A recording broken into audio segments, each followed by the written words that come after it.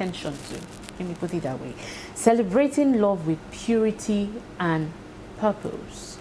Sometimes it feels as if the talk on purity is fading into thin air. And you know, we're having a conversation off camera and you're saying, does purity really exist? And I know I said something that our guest today will help us unpack all these conversations surrounding love and purity. Joining us on the conversation today is Omobukola Adeyemi. She is a purity therapist. She's going to tell us how she became a purity therapist. I mean, that's one question I'm going to ask her. But anyway, it's glad to have you back again here. Thank you so much. Good morning. Okay, she's been here before. Oh, yes, she has been here. Oh, I see. Thank you for having me once again. Okay. So the last time she was there, she talked about content creation, social media. But today, she's a purity therapist. My first question. All right. What does purity mean? Okay. Thank you very much for that question. So, contrary to the opinion that so many people have, they feel like purity is bondage, or I'm not to do this, I shouldn't do this, I shouldn't do that. But I'd say that purity is freedom. Yes, freedom from a lot of things, freedom from emotional baggages, freedom from trauma, freedom from unnecessary odds, right? Purity is a lifestyle, it's a mindset. So purity is living a life of a life free from anything that might want to contaminate not just your body, your spirit, your mind, and even your soul. I like the fact that you didn't even talk about immorality in your definition of purity. So now when we are looking at today's vows Day, and we're looking at celebrating love. Yes. Now, today is a day, like Joshua said when we were opening the show, a lot of people will do things, and in 9 months' time, we will come visiting with a boy and girl. So I also want you to... Or even, if not in 9 months' time, some people will be unpacking the diseases they've acquired. Oh, yes, yes.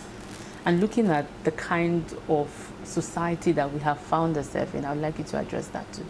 Yes, so, I mean, people of my age, youths, Gen Zs, we feel like, you know, that day you just want to, they feel like the best way to show love to their partner is that, you know, they get physically intimate with them.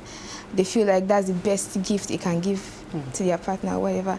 And I totally disagree with that, right? And I don't know if to blame this on the society or media, how that, you know, it has been portrayed that the only way or the best way that you can actually gift someone is your body. But I feel like there are several other beautiful ways that, you know, you can gift your partner. You can build intimacy on several other ways aside from going physical, right? So actually, I'm honestly hoping that we're able to totally address this, right? One of the things that we're planning to do here is also to correct their mindset. It comes from the mindset, right? Is the mindset, right? And that's why I explained initially that purity is a mindset, it's a lifestyle, right? So, yeah. Okay, I'm a little bit taken aback because having this conversation is it's a bit tricky. Okay. We'll be wondering why tricky, especially for someone that is married. But the fact is, have you been on social media lately? Yes, sir. Everywhere you go. I used to know adverts sometimes way back that sex sells, and that's the best way to do. But have you been on social media lately? I mean, I don't know. Well, you do content creation too. Everything you see is like sex. Nothing else there. Even for the very important message that can be conveyed without any innuendos is literally conveyed with the sex intentions in mind. Your office space is also littered with conversations around sex. The pictures you watch, everything, and the algorithm doesn't really help you as well. As soon as you check something, everything is, so the algorithm tells us that, man, that's the way to go.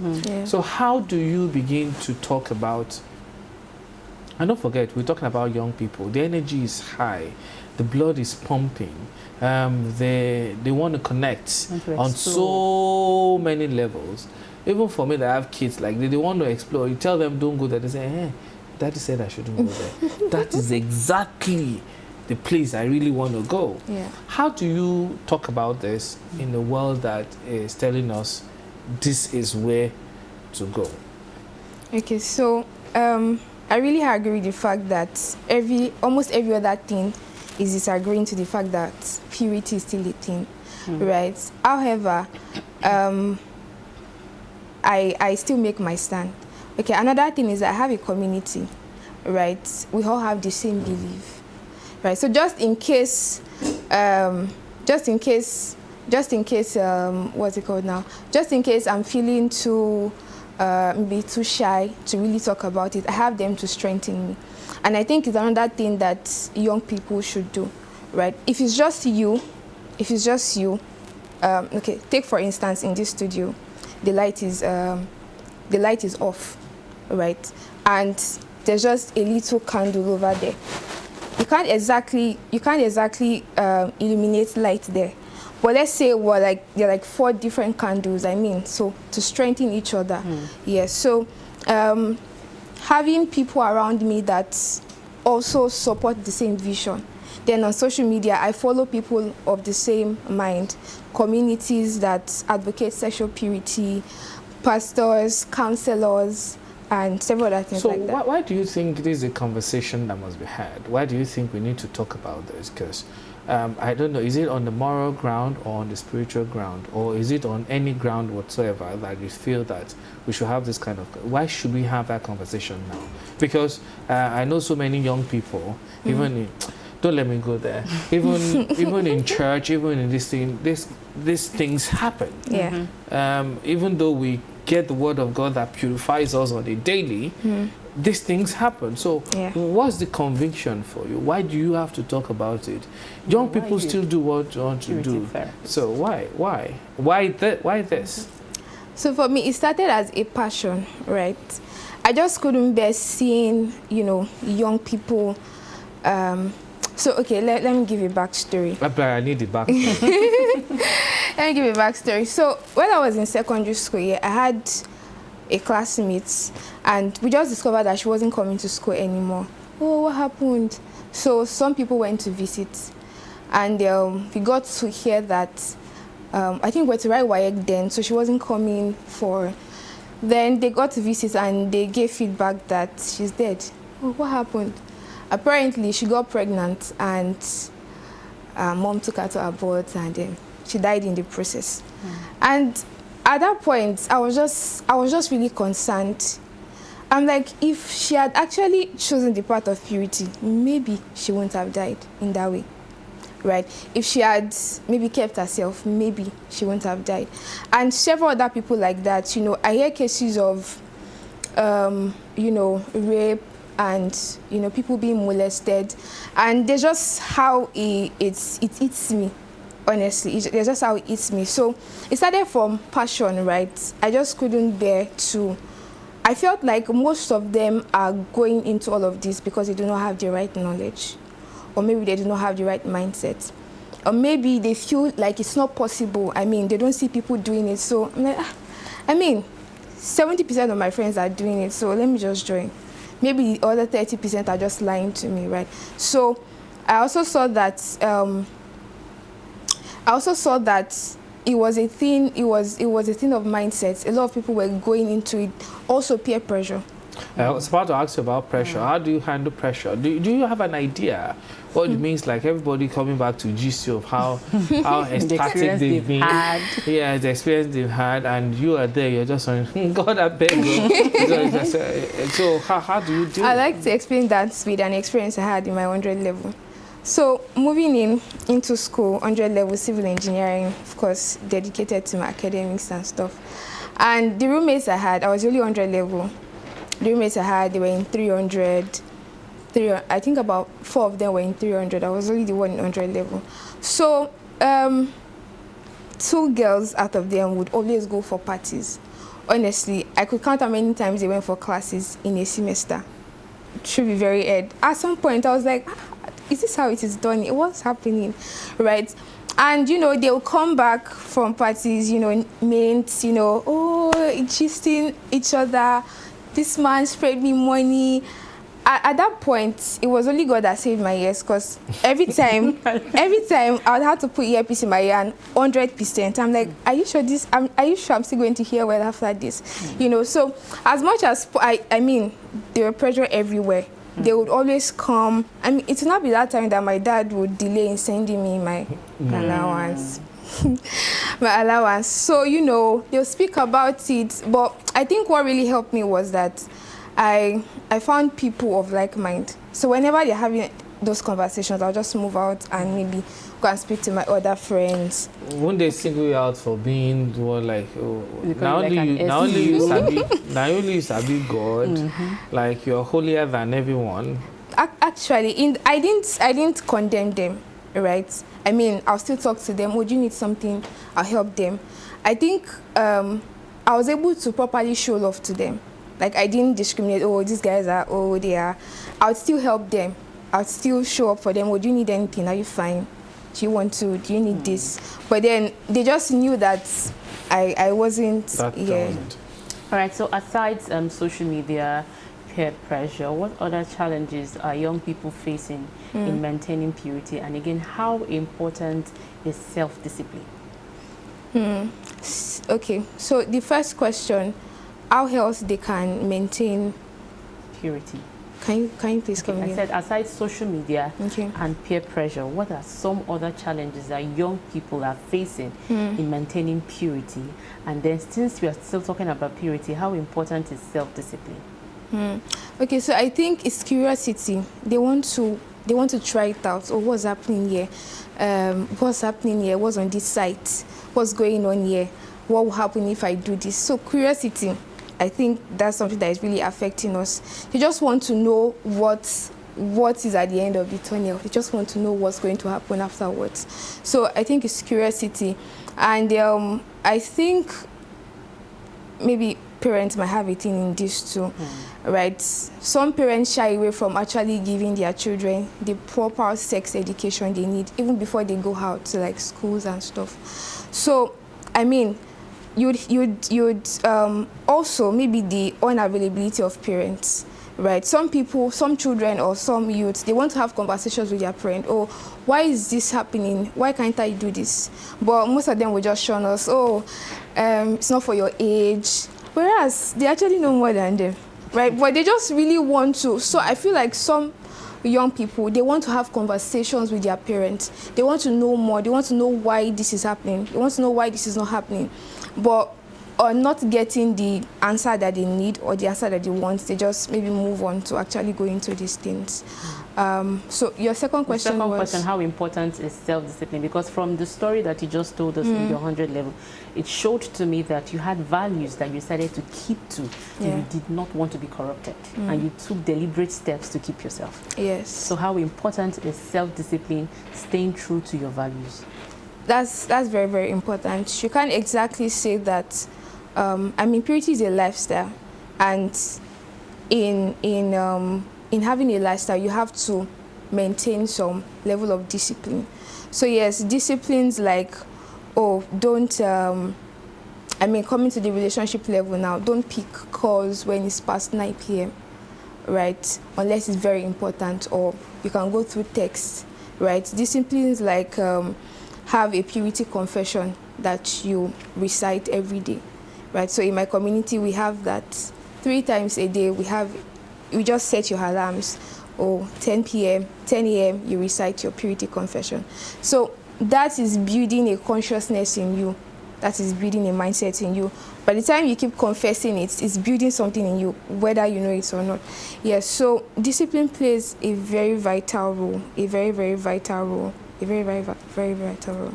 Okay, perhaps tell me a story, because I'm a story person, and I'm curious to knowing. So when a man approaches you like this and say, oh baby, you're a wonderful person, what comes to your mind? Is it that you come here to just come and want to see what he can do, or you say like, but he's a good friend, and you do not color it in like, all these pretenders just want to come and chop and go. So how do you, in a good conscience of wanting to have a balanced relationship, not color everything with the perception, because you can't really know who is who, but you must have a relationship, you must have some kind of relationship to determine whether he's a good person. Or Abi, you want to stay like this for the rest of your life? No, please. I like love. I'm going to get married. So, so tell me, so how do you test following the word of God? I don't want to make it because I can go spiritual, Pastor Pekin can enter, but test all spirits. So how do you gauge your relationship? Because I'm sure if I see you, you're a lovely lady, if I'm in your class, I want to come close to you, not necessarily because I want to do your purity thing with you. I just want to come because you're a lovely lady and I'd like to be your friend. Whether it leads to something else, I don't know, but let us just check. I'm that kind of a guy. So how do you manage relationships, especially advances? I don't want to say whether it's the real one or the fake one. How do you manage relationship? Okay, so this question is a whole lot. But yeah, I think I'll answer it this way. I'm very open to friendships, collaborations, meeting new people, getting to know them. However, there are boundaries. Okay. Yes, there are boundaries.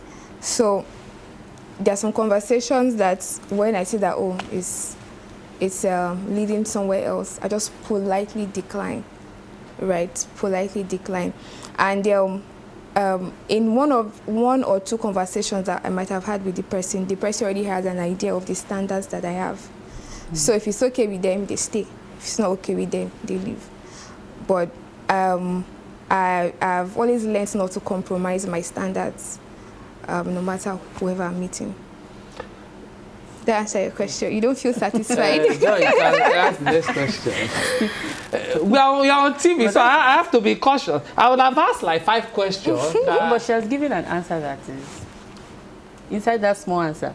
Because I don't know. So how can a young man keep it? Oh, that's the scripture I'm quoting again. So this is the question. So how do you, personally, you have, you're a lady. Yeah. So how do you deal, apart, you are building the word through the confession every 3 times a day. So how do you do you confess to your fellow members that I'm feeling like this, so I'm not... How do you deal with those feelings? Do they come? Yes. So when you have those feelings, what do you do? Okay, so I want to be sure that I understand your question. So you're saying if like sexual urges, how do you deal with them? Now you are talking. Okay. So, I don't like the way you look at me. Yes. Okay, so of course they will always come. I mean, we're human, and if they don't come, maybe we need to see a pastor or something. Yeah. I was about to say go and see a therapist because you can't. So yes, they will always come, but I think just reminding yourself, okay, personally, what I do, okay, it's not time yet, but I mean, the time will eventually come when you have all the time. But now, there's something you're trying to build. So as much as possible, it's like someone going through a training, right? You're going through a training. It means that you have to deprive yourself of some certain things. Okay, say for instance, a student, let's even say a medical student, they have to read for hours, they have to attend classes and all of those. But then when they eventually get the title, they're very proud and they don't eventually remember all of the things that, so I think also reminding myself that, there's a time that this will eventually happen. So as much as possible, let's just keep it going till that time. Then another thing is I ask God for help. I ask God for help a lot. I don't want to, but that's just the truth, honestly. You almost can't. Okay, because this is the thing. Because talking from a personal point of view, it's very challenging in the world. The only good thing, the only time this can happen to you that you won't feel the challenge of it is when perhaps you are physically not available you have body odor, people don't want to come close to you. But if you are good, you have your good hygiene, you're beautiful, people will approach you on a daily basis. But I think it's a conversation that we need to have, because we need to have a significant number of young people that understand that it is not free for all. You can't just have something and you just give it out whenever you are comfortable. On my own end, the only reason why I stayed the way that I got married is because I just want to piss off my father. You must find a reason. No, it's just it, because actually, he only saw me hug a lady and he called a family meeting of sex education, and I felt, how can this man? I only hugged the lady, I didn't do anything, and he said, Joshua, 2 parallel pole, and I said, okay. Until I get married, I won't do this. You did it to prove a point. Mine was to prove a point, not necessarily because you just wanted to yes, not necessarily. Even though I have that conviction, you can't rule out the fact. But as we wrap up, I don't know whether we. If I have another question. How can we get a substantial number of people? Because one thing I've come to realize in the world that we live in, you can't have everybody take up that. You're still going to have people that want that, not by virtue of they are not strong, they don't have that strong convictions. So how do we get a substantial number of people to say, even if this happens to you, it doesn't mean you have done this thing. It's how fast you can rise up, how fast you can bounce out of this. It's not the end of the world, but you can also stay faithful. This has happened, this is a mistake. So how do we bounce back? Because I'm sure so many people are watching and say, because I've done this, it is the end. So what do you say to people, and how do we get a sizable number of people to join this course of staying pure? Okay, so like I said, it's a lifestyle and a mindset. So just in case, they've had 1 or 2 before, it's still possible. Purity is still very, very possible, right? But it now takes a deliberate, a deliberate action. You have to be very intentional, because you have to be very intentional, because you might have friends that you guys used to do all of those things before, and they will come again. Alpha, let's go out now. So it now takes a level of discipline that I know they again. You need to change your circle of friends. Yes, you need to change. Yes, your circle of friends, your association, right? The people that you now move with, right? Then discipline, changing your circle of friends, and just making continuous efforts, right? That it is really possible. There might be times, initially, there might be times where they would actually go back. I mean, we have people like that in the community, but having the right people to associate with, like it can't be undermined. It's very, very important. Having a community that, we're in this together, whether or not you've done this or that, we still support you, right? And I think it's something that we need to get better at in church, right? So, they would say the fact that... Yes, I was going to ask you the role of the religious leaders now, because when you look at it, they are on the side of castigating. Yes, judging them. Yes.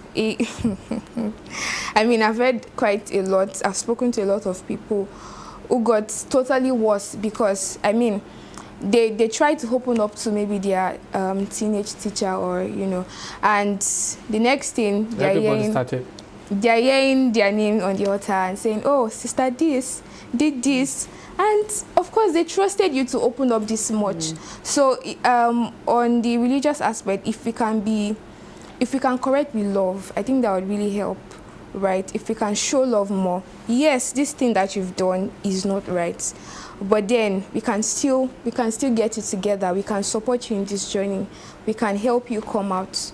Right. So yes. So my own final question. So what do we now do to all the people that have booked hotel room now, and they send transport money, and you are saying they should cancel everything and say today this love is not about making out or making love. It's about showing love, not necessarily are getting physical. So what do we do now? Because we hear it on social media that that voice note ringing in my head. Oh my goodness. So what do we tell them now? That don't worry, I will refund your money. Do we refund people's money and cancel hotel booking? So what do we do now today, oh, sister? So what we can do today is all that you've said. I like you. Every single thing that you said is all that we should do today. Everything that you said. You know, I then dumb like this is you are playing with heartbreak. They'll be fine. Oh my goodness. Oh, interesting conversation we've had here in the studio. Purity is possible. Purity is a mindset. Purity is a lifestyle, and even if you've made certain mistakes, it's still possible for you to stand up again and, you know, get it right. Thank you so much, Omobukola Adeyemi. Thank you, Ma. She's a purity therapist, and we've been talking about celebrating love with purity and purpose. Wish you the very best. Thank you very much. The conversation continues after this. Stay with us.